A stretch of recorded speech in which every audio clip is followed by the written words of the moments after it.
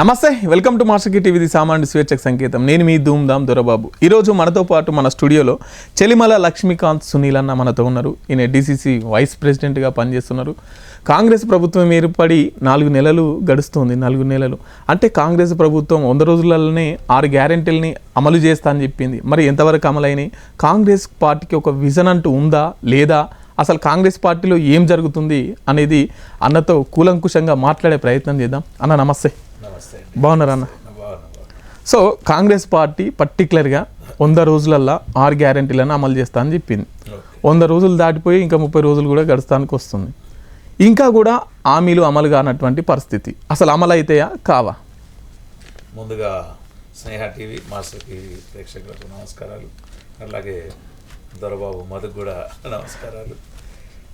ముఖ్యంగా కాంగ్రెస్ పార్టీ అనేది తెలంగాణలో ప్రజలు ఎన్నుకున్న ప్రభుత్వం. ఇది ప్రజాస్వామ్య ప్రభుత్వం. ఇంతకు ముందు ఉన్నటువంటి ఈ దొర ప్రభుత్వాన్ని లేకపోతే అగ్ర వర్ణాల ప్రభుత్వాన్ని ప్రజలు అనగదొక్కి కూలదోసి పాత్ర పెట్టింది. ఈ కాంగ్రెస్ ప్రభుత్వం ఏదైతే ఉందో ఇది ఇందిరమ్మ రాజ్యం. అంటే మనం 70 నుంచి ఈ ప్రాంతంలో చూసుకున్నప్పుడు ఇందిరమ్మ రాజ్యంలో ఇందిరాగాంధీ ప్రధానమంత్రి గారు ఉన్నప్పుడు ఈ తెలంగాణ రాష్ట్రాన్ని కావచ్చు, యావత్ భారతదేశానికి కూడా చేసినటువంటి సేవలను ఈ తెలంగాణ ప్రజలు ముఖ్యంగా ఇందిరమ్మ ఇండ్లు కావచ్చు, పేదలకు పంచిన భూములు కావచ్చు, వ్యవసాయ బావులు కావచ్చు, పాడి పంటలు, పశువులు, సో వీటిని ప్రజలు మర్చిపోకుండా ఒక 50-60 సంవత్సరాలుగా గుండెల్లో దాచిపెట్టుకొని ఈ బీఆర్ఎస్ ప్రభుత్వం చేసినటువంటి అరాచక పాలనను తొక్కిపెట్టడానికి కేవలం రేవంత్ రెడ్డి గారు ఎప్పుడైతే ఒక అభిమన్యుల్లాగా లేకపోతే వీర చాణక్యుల్లాగా ముందుకొచ్చి అపర చాణక్యుల్లాగా ఆయన్ని ఎన్నుకొని ఈ యొక్క అవినీతి ప్రభుత్వాన్ని పొందబెట్టినప్పుడు తెలంగాణ ప్రజలు కాంగ్రెస్ పార్టీకి సంపూర్ణ మద్దతు ఇవ్వడం అనేది జరిగింది. ఈ మద్దతు ఇవ్వడానికి అంటే ముందు సోనియా గాంధీ గారు సెప్టెంబర్ మాసంలో గత సంవత్సరంలో తుక్కుగూడ మీటింగ్లో ఇచ్చినటువంటి 6 వాగ్దానాలు ఏవైతున్నాయో తెలంగాణ ప్రజలు ఈ యొక్క వాగ్దానాన్ని మర్చిపోలేదు. అట్లా అని చెప్పి కాంగ్రెస్ కూడా ఈ యొక్క వాగ్దానాన్ని విస్మరించలేదు, విస్మరించబోదు. కానీ టైం అయిపోయింది కదా.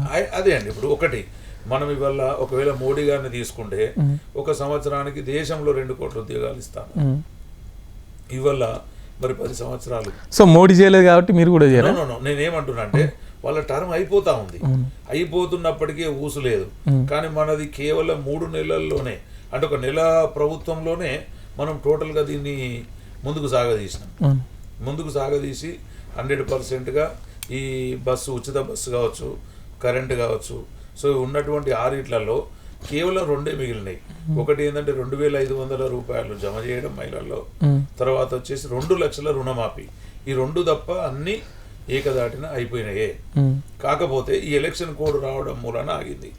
ఇన్నేళ్ల పరిపాలన చేసినటువంటి అపర రాజకీయవేత్తలు కావచ్చు, అనుభవం ఉన్న వాళ్ళు కనీసం ఈ చిన్న పాయింట్ తెలియకుండా దొరికిందే అదునుగా కాంగ్రెస్ మీద ఒక బురద జల్లే కార్యక్రమాన్ని పెట్టుకున్నారు. అంటే ప్రజలకు నమ్మకం ఉంది, ప్రజలకు భరోసా ఉంది, ఖచ్చితంగా కాంగ్రెస్ చేస్తుంది అని. కాకపోతే ప్రతిపక్ష నాయకులకు కావచ్చు, కొంతమంది రేవంత్ రెడ్డి అంటేనో లేకపోతే కాంగ్రెస్ పార్టీ అంటేనో గిట్టని వాళ్ళు మాత్రమే చేస్తున్నారు. మీకు ఒకటి చెప్తామండి. ఇలా హరీష్ రావు గారు పంట చేలలకు పోతున్నాడు. 10 సంవత్సరాలుగా ఫామ్ హౌస్కే పరిమితమైన కేసీఆర్ గారు కూడా పొలం బాట పట్టినారు. అంటే ఇలా వాళ్ళ ఇంట్లో ఉన్నటువంటి ఆ కుంపట్లను, కేసుల కుంపట్లను కప్పిపుచ్చుకోవడానికో లేకపోతే ఇవాళ ఫోన్ ట్యాపింగ్లో తప్పించుకోవడానికో ఈ పొలం బాటలు పడుతున్నారు తప్ప ఇవాళ నిజంగా మన దేశంలో శాస్త్రవేత్తలు ఉన్నారు, రాష్ట్రంలో ఉన్నారు. ఇది కేవలం ఒక వాటర్ అనేది భూగర్భ జలాల్లో 15 నుంచి 20 ఫీట్లు తగ్గింది ఏకాఏకిన. సో దాన్ని వాతావరణ దాని కింద చూడకుండా, దాన్ని ఏదో ప్రకృతి లోపంగా చూడకుండా వీళ్ళు కృత్రిమంగా దాన్ని తయారు చేస్తున్నారు తప్ప నిజంగా కాంగ్రెస్ పార్టీకి ఎలాంటి ఈ పాపంతో సంబంధం లేదు. 100% అట్లాంటి కరువులు 1,00,000 రేట్లు వచ్చినా కూడా ఆదుకునేందుకు కాంగ్రెస్ సిద్ధంగా ఉంటుంది. అంటే ప్రతిపక్షంగా ఉండి వాళ్ళ పని వాళ్ళు చేయొద్దంటారా? 100% చేయాలి. ప్రతిపక్షానికి ఇప్పుడు మేమున్నాం ప్రతిపక్షంలో. గతంలో ప్రతిపక్షానికి కొన్ని అవధులు ఉంటాయి, కొన్ని పద్ధతులు ఉంటాయి. రైతుల పక్షాన్ని నిలబడద్దు అంటారు. అది ఇప్పుడు ఒకటండి, ఒక బస్సు వెళ్తూ యాక్సిడెంట్ అయ్యింది. యాక్సిడెంట్ వేరు, కావాలని గుద్ది చంపడం వేరు. అవును. కానీ యాక్సిడెంట్ను కూడా వీళ్ళు వాంటెడ్లీ చేసిర్రు అని చెప్పడంలో వాళ్ళు ఎన్నట్టుకున్నా విఫలమవుతారు. సత్యాలు అసత్యాలు అనేది ప్రజలకు అర్థమవుతాయి కదా. సో ఈ చిన్న సాకును చూసుకొని కేవలం కాంగ్రెస్ మీద బురద జల్లే కార్యక్రమం పెట్టుకున్నారు. ఇప్పుడు ఒక మాట అంటాం, ఇవాళ ఏనాడైతే నిజంగా వాళ్ళు 9.5 సంవత్సరాలు దాదాపు 10 ఏళ్ళ పరిపాలన చూసినాం. 10 ఏళ్ళ పరిపాలనలో ఒక్క విభాగం అంటే మనం ఏమందాం, ఒక డిపార్ట్మెంటు, ఈ డిపార్ట్మెంటు సచ్చీలంగా ఉంది, ఈ డిపార్ట్మెంటుకు మసకబారలేదు, ఈ డిపార్ట్మెంటులో అవినీతి అక్రమాలు జరగలేదు అనేది ఏదైనా చూపించగలుగుతారా బీఆర్ఎస్ ప్రభుత్వం? అంటే వాళ్ళు చేసిందే కంప్లీట్ అక్రమాలు, అన్యాయం, అక్రమ సంపాదన. సో మీరు మాట్లాడుతుంటే ప్రజాపాలన అని చెప్పేసి చెప్తున్నారు. కానీ ముఖ్యమంత్రి గారు ప్రజల గురించి ఆలోచించకుండా బీఆర్ఎస్ వాళ్ళ ఎమ్మెల్యేలను పార్టీలోకి లాక్కోవడం, ఎంపీ టికెట్లను అమ్ముకోవడం అని చెప్పేసి మాట్లాడుతున్నారు. దీన్ని ఎట్లా చూస్తారు మీరు? ఒకటండి, రేవంత్ రెడ్డి గారు టికెట్ అమ్ముకున్నట్టు ఏదన్నా రుజువు ఉంటే దాన్ని ఎన్నో మీడియాలు ఉన్నాయి. ఇలా రేపు మీడియా సాక్షిగా చిన్న ఆధారం దొరికితే, ఇప్పుడు మాకు ఫోన్ ట్యాపింగ్ దొరికింది, దాన్ని ప్రభుత్వం ఎంత నీతిగా నిజాయితీగా వాళ్ళందరినీ తీసుకొచ్చి ఎట్లయితే మేము అది చేస్తున్నామో మీరు కూడా వేయండి, మీకు హక్కు ఉంటుంది కదా. కానీ ఎవడో అన్నాడు అని చెప్పేసి 1,00,000 మంది అనుకుంటూ పోతే 1,00,000 మంది మాట్లాడినా అబద్ధమే తప్ప నిజం కాదు. నంబర్ 1. రెండవది ఏమన్నారు మీరు, వాళ్ళను మేము కొంటున్నామో లేకపోతే మా దాంట్లో జాయిన్ చేస్తున్నాం అనే మాట భావంగా మీరు మాట్లాడుతున్నారు. ఇవాళ కాంగ్రెస్ పార్టీకి మెజార్టీ లేదా, కాంగ్రెస్ పార్టీ ప్రభుత్వంలో లేదా, కాంగ్రెస్ పార్టీకి ఏమన్నా లుకలు ఉండే అవకాశం ఉందా? లేదు కదా. రెండోది, కాంగ్రెస్ ప్రభుత్వంలో ప్రజాస్వామ్యం ఎక్కువ కాబట్టి ప్రతి లీడర్ నేను ఒక ముఖ్యమంత్రి అనుకుంటాడు, ఏది అది ఒక్కప్పటి భావన.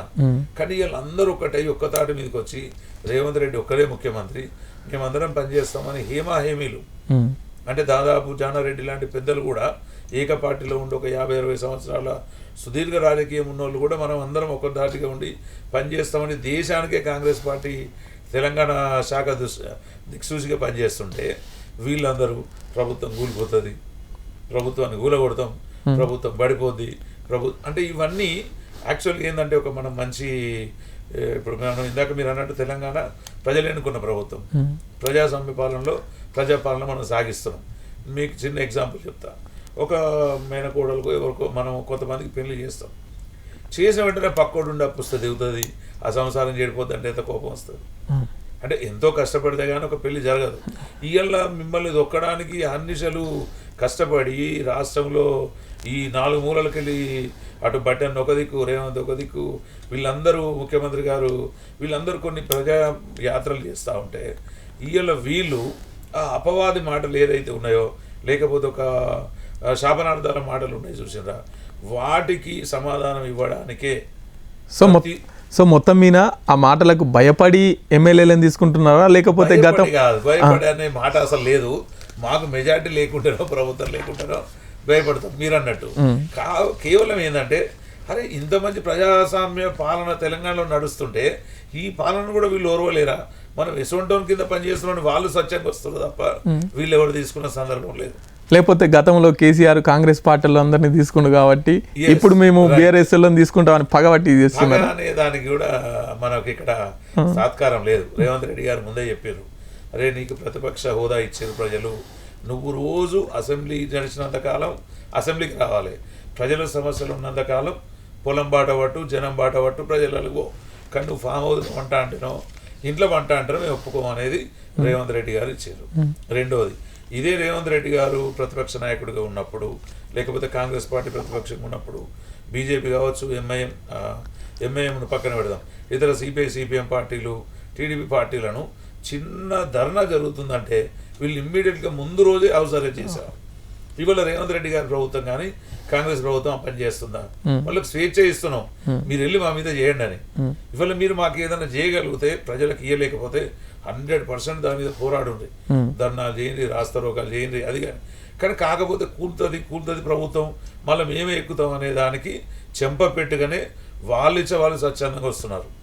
ఇవాళ మీరు చూడండి, కడియం శ్రీహరి గారు నిండు అసెంబ్లీలో రేవంత్ రెడ్డి గారికి వాళ్ళు మాది ఒకటే యూనివర్సిటీ కానీ కొంచెం మీ మాటలు మమ్మల్ని బాధ పెడుతున్నాయని ఇద్దరు అనుకోవడం జరిగింది. ఇవాళ ఉన్న పాటన ఆయన రావడం ఏంటండి, అంటే ప్రభుత్వం కూల్చేస్తామన్నలే ప్రభుత్వంలోకి వస్తుంది. అక్కడక్కడ మీరు ఒకటి అర్థం చేసుకోండి. అంటే ప్రజాస్వామ్య ప్రభుత్వంలో లేకపోతే ప్రజలు ఎన్నుకున్న ప్రభుత్వానికి నిజంగా అరే మనం ఒక వాళ్ళు ఏడో కూలగొడతా అంటున్నాడు, మనం ఒక ఇటుకను అవుదాం, లేకపోతే మనం ఒక పిల్లర్ అవుదామని వస్తున్నాడు తప్ప ఇంట్లో ఎలాంటి బేరసారాలు లేవు. ఏది ఉన్నది 100% అబద్ధం. ఓకే, అంటే ఇప్పుడు గతంలో మాట్లాడినట్టు ప్రతిపక్షంలో ఉన్నప్పుడు దోపిడీదారుడు అట్లా ఇట్లా అని చెప్పేసి మాట్లాడతారు. ఇప్పుడు మీ పార్టీలోకి వస్తే ఆయన ఎట్లా అదవుతాడు, పరిశుద్ధుడు అవుతాడు? రైట్. ఏ దోపిడీదారుని మేము అన్నమో ఎవరు పరిశుద్ధులైనో చెప్పండి. చాలా మందిని కడియం శ్రీ గారిని సింగపురం ఇందిరా సభ పెట్టినప్పుడు రేవంత్ రెడ్డి పోయి పొట్టు తిట్టిండు. అదే సభలో అద్దంకి దయాకర్ కూడా పొట్టు తిట్టిండు. ఇవాళ అదే వాళ్ళ కూతురికి ఇన్ని రోజులు కాంగ్రెస్ పార్టీ కండువా మోసిన కార్యకర్తలకు లీడర్లకు కాకుండా నిన్న మొన్న వచ్చిన అసలు పార్టీకి సంబంధం లేనటువంటి కడియం కావ్యకు టికెట్ ఇవ్వడం కాంగ్రెస్ పార్టీ జెండా మోసిన వాళ్ళకి అన్యాయం చేసినట్టు కాదా? ఇప్పుడు ఒకటండి, రేవంత్ రెడ్డి గారు ఒక ఊహకర్త, కేసీఆర్ గారు వయసు రీత్యా పెద్దోడు కాబట్టి అపర చాణక్యుడు రాజకీయాలలో అన్నారు. కానీ ఆయన కంటే అతి తక్కువ వయసులో ఉన్నటువంటి రేవంత్ రెడ్డి గారికి కూడా ఒక విజన్ ఉంటుంది. అంటే ఇప్పుడు కాంగ్రెస్ పార్టీకి మొత్తం తలకాయ అయి లేకపోతే ఒక రైలు ఇంజన్ అయి ముందు నడుస్తున్నాడు ఆయన, వెనకాల అందరు రావాల్సిందే. ఇవాళ రేవంత్ రెడ్డి గారిని మనం తీసుకుంటే మొన్న జరిగినటువంటి 2023 ఎన్నికలు ఏదైతే మనం చేయగలిగినామో ఆ ఎన్నికలలో రేవంత్ రెడ్డి గారు కొంతమందిని ఈయన మనకు ఎమ్మెల్యే అభ్యర్థి కావాలి, సేమ్ రాజశేఖర రెడ్డి గారి వ్యూహం రేవంత్ రెడ్డి గారి వ్యూహం ఒకటి అనిపిస్తుంది. మన ఒక ఎస్టీ ఎమ్మెల్యే గారు ఉన్నారు, నేను పేరు చెప్తా, బోజ్జా గారు. ఆయనను ఆయన ఒక ఇంద్రం ఇంట్లో ఉన్నాడు. అసలు ఎన్నికలకు కూడా ఆయన సరిపోతాడా, ఆయన జేబులో ఎన్ని రూపాయలు ఉన్నాయో కూడా తెలియదు. ఆయన తీసుకొచ్చి మనకు ఎమ్మెల్యే అని చెప్పి నిలబెట్టారు, ఎవరు మాట్లాడలేదు. ఆయన ఎమ్మెల్యే చేసి అసెంబ్లీకి ఇచ్చారు.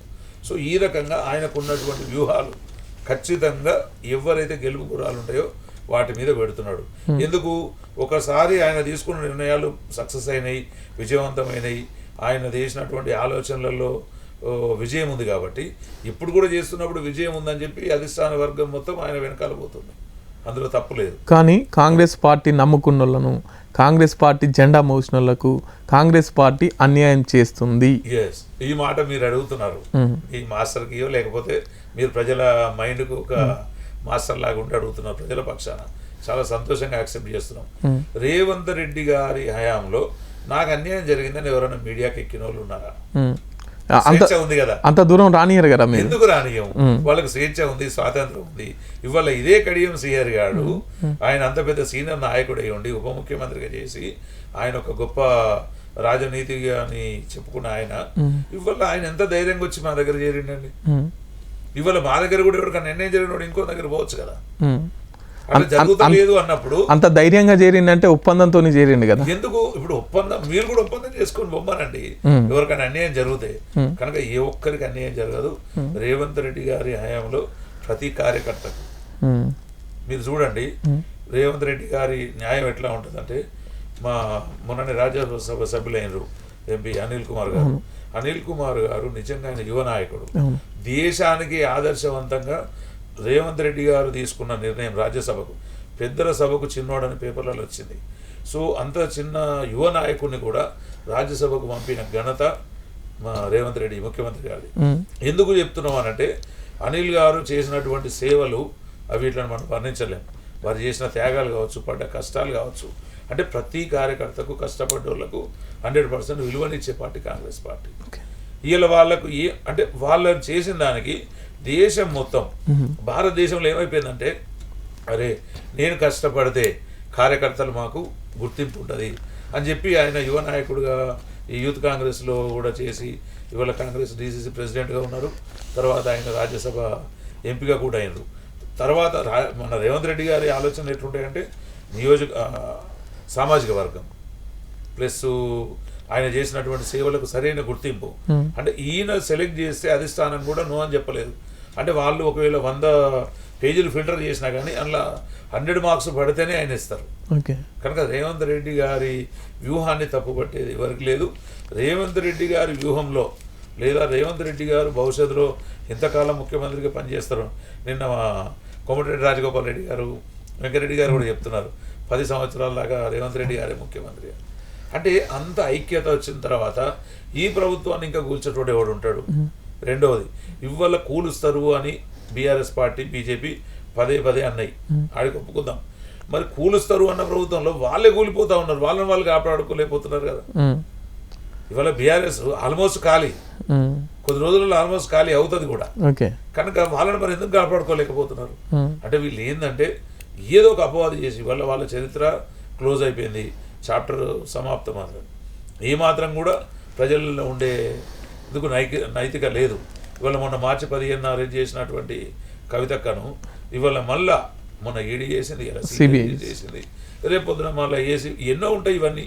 కనుక ఖచ్చితంగా వాళ్ళు ఆ పాపపు బురదలో నుంచి బయటకు వచ్చే అవకాశమే లేదు. ఓకే, గడిచిన 10 ఏళ్లలో కేసీఆర్ గారు రావుల పాలన, దొరల పాలన చేసినాడు, రేవంత్ రెడ్డి గారు రెడ్ల పాలన చేస్తున్నాడు అని ఒక విమర్శ బలంగా వస్తున్నది. ఎంతవరకు కరెక్ట్? రైట్ అండి. అయితే రేవంత్ రెడ్డి గారు రెడ్డి అయినంత మాత్రాన నిజంగా రెడ్డి సామాజిక వర్గాన్ని ప్రోత్సహిస్తున్నాడా అనే దాని మీద నిజంగా చాలామంది మాట్లాడారు. బీసీ నేతలు మాట్లాడారు, ఎస్సీ నేతలు మాట్లాడారు, ఇంకా కొంతమంది మాట్లాడుతూనే ఉన్నారు. వాస్తవంగా ఆయన వచ్చినటువంటి కాపురంలో అంటే అన్ని వర్గాలలో మేధావులు ఉంటారు, అపర మేధావులు ఉన్నారు. సో ఈయన ఏంటంటే రాగానే ఫస్ట్ ఇదంతా మనము ఇల్లు ఎట్లా ఉండే, రేవంత్ రెడ్డి గారు వచ్చే వరకు దొంగల బడ్డీలో లెక్క ఉండే ఇదంతా కాంగ్రెస్ పార్టీ ప్రభుత్వంలోకి వచ్చిన తర్వాత దాన్ని నిలబెట్టుకోవడానికి ఎవరు అనుకూలంగా ఉండి పటాపటా దీన్ని నిలబెట్టగలిగిన వాళ్ళు. ఇప్పుడు ఆయన అందరు పనిచేస్తుందా, నేను కుంభమేస్త్రి చేపిస్తాన్న ఉద్దేశం మీద అదే మాట మీద ఎవరైతే ముందు స్కిల్డ్ ఉన్నారో వాళ్ళందరితో పెట్టుకొని నడిపించే ఆలోచనలు ఉన్నారు. ఖచ్చితంగా కూడా ఈ ఎంపీ ఎలక్షన్లు అయినాక ప్రతి దాంట్లో కూడా సామాజికత వస్తుంది. ప్రతి దాంట్లో కూడా అంటే ఏ వర్గం ఎట్లా ఉండాలి, ఎవరికి ఏంది, ఎవరికి ఎక్కువ ప్రాధాన్యత అయింది. ప్రస్తుతానికి మనం ఇవాళ కూలిపోకుండా బలంగా ఉండాలన్నప్పుడు ఇవాళ నేను బలంగా ఉన్నాను నన్ను ముందు వరుసలో పెడతారు కొట్లాట్లో, మీరు బలంగా ఉన్నారు కరాట మేస్త్రి మిమ్మల్ని ముందు పెడతారు.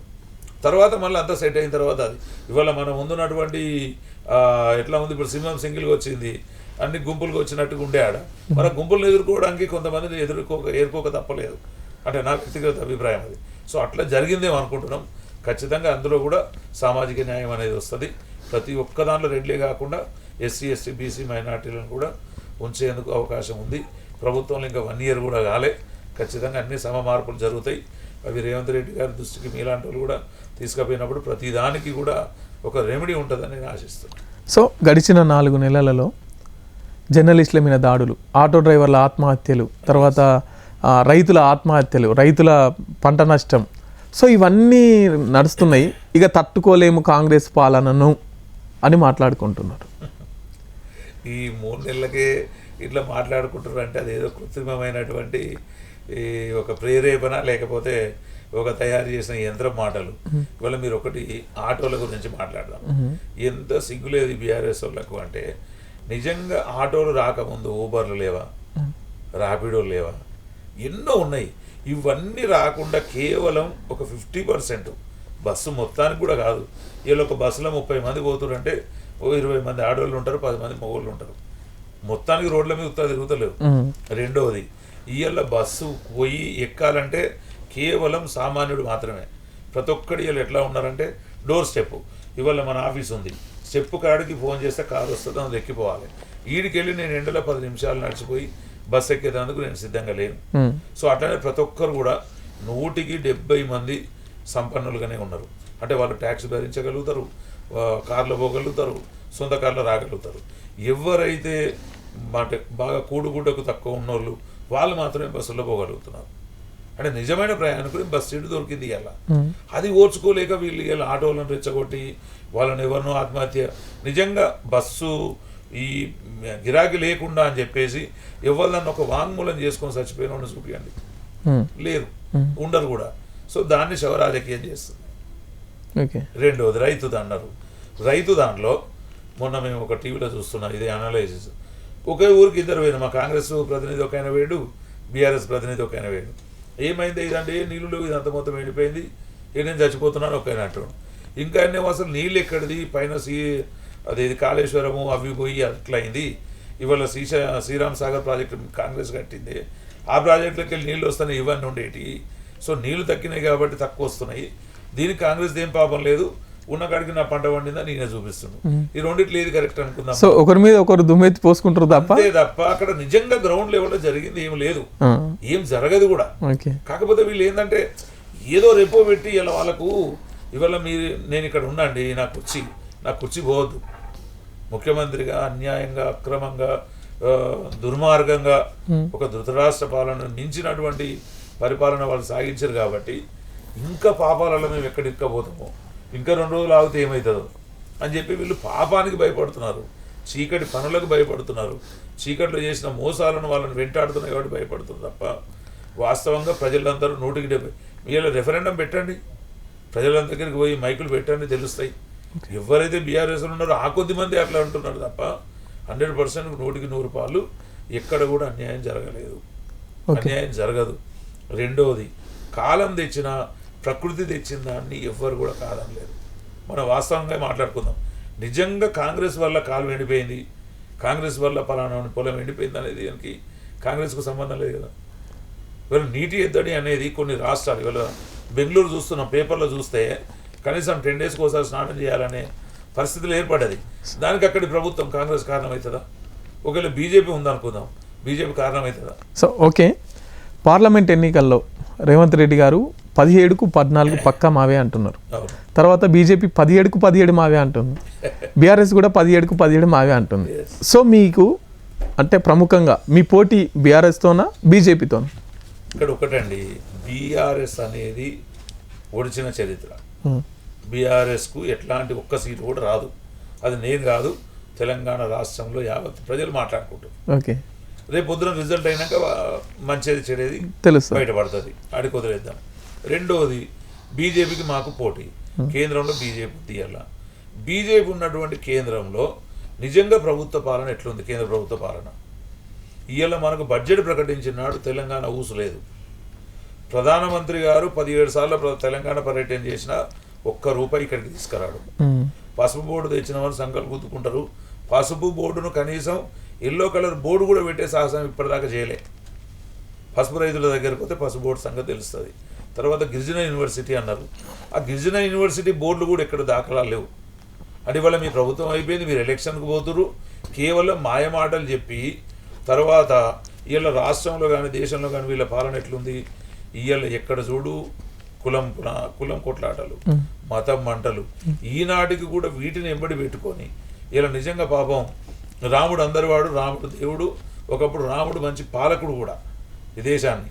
అట్లాంటి ఆయనను అడ్డం పెట్టుకొని అక్షింతలు ఇంటింటికి పంపి కేవలం ఓట్లు దండుకునే కార్యక్రమంలో ఉన్నారు అనేది ప్రజలలో 120 నుంచి 80% మంది అంతా రియలైజ్ అవుతున్నారు. అంటే దేవునికి నిజంగా దేవుని పనులు చేద్దాం. ఇవాళ మోడీ గారికి రేపు పొద్దున రిటైర్డ్ అయిపోతే రామ మందిరంలో పెద్ద పోస్టు తీసుకొని పని చేసుకోమని అభ్యంతరం లేదు. కానీ ప్రజల మీద ప్రధానమంత్రి స్థాయిలో ఉండి, ప్రధానమంత్రి హోదాలో ఉండి పొద్దుూపితే నువ్వు అంటే భారతదేశంలో హిందువులు ఒకలే ఓటర్లా? ప్రధానమంత్రి చేసిన దాంట్లో క్రిస్టియన్లు లేరా, ముస్లింలు లేరా, లౌకికవాదులు లేరా? సో వీళ్ళందరినీ కూడా పక్కన పెట్టి కేవలం రామనామ జపంతో మాత్రమే పోతున్నాడు. కాబట్టి ఖచ్చితంగా ఇవాళ మణిపూర్ మండల కారకుడు ఎవడండి? అంటే ఇదంతా ఏం జరుగుతుంది? మనం ఏమంటున్నాం? సుభిక్ష భారతదేశం, సుభిక్షంగా ఉంచుకుందాం. అసలు మతాలతో పార్టీలకు ఏం సంబంధం అండి? కనుక వీళ్ళందరూ మత రాజకీయాలు చేస్తున్నారు, కుల రాజకీయాలు చేస్తున్నారు. కాబట్టి ఖచ్చితంగా ఈసారి భారతదేశ ప్రజలు 100% ప్రధానమంత్రి మోడీ గారి బీజేపీ ప్రభుత్వానికి కర్రు కాల్చి వాత పెట్టడం 100%. వీళ్ళు ఏదైతే నమ్మినరో ఆ నమ్మిన సిద్ధాంతాలు తెలంగాణలో కేసీఆర్ గారు ఏమైతే మేకపోతు గాంభీర్యంతో ఉండేనో ఇవాళ బీజేపీ కూడా అదే మేకపోతు గాంభీర్యంతో ఉంది. 100%